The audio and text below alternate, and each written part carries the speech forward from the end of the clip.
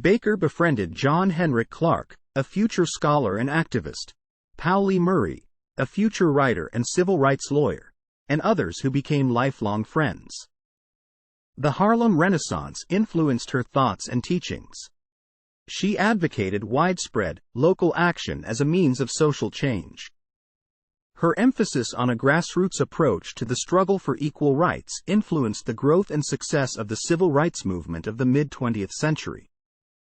In 1938, Baker began her long association with the National Association for the Advancement of Colored People, NAACP, then based in New York City. In December 1940, she started work there as a secretary. She traveled widely for the organization, especially in the South, recruiting members, raising money, and organizing local chapters. She was named director of branches in 1943, and became the NAACP's highest-ranking woman. An outspoken woman, Baker believed in egalitarian ideals. She pushed the NAACP to decentralize its leadership structure and to aid its membership in more activist campaigns at the local level.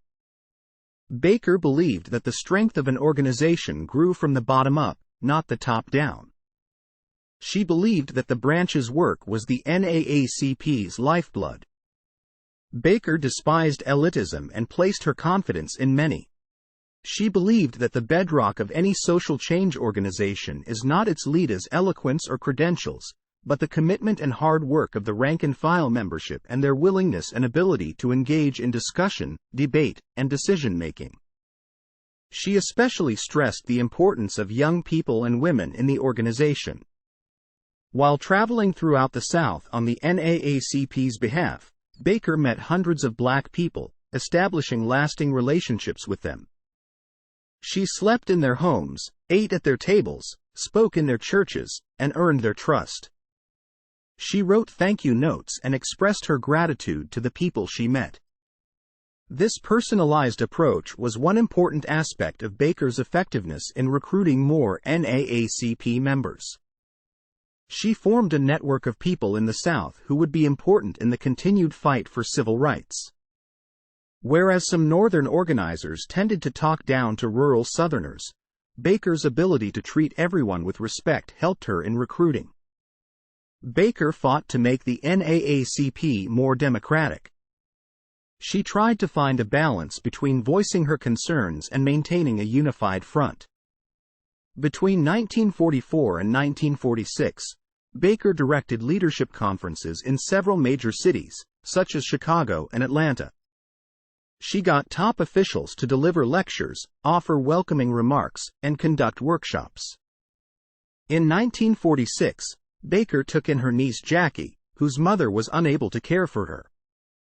Due to her new responsibilities, Baker left her full-time position with the NAACP and began to serve as a volunteer. She soon joined the NAACP's New York branch to work on local school desegregation and police brutality issues. She became its president in 1952.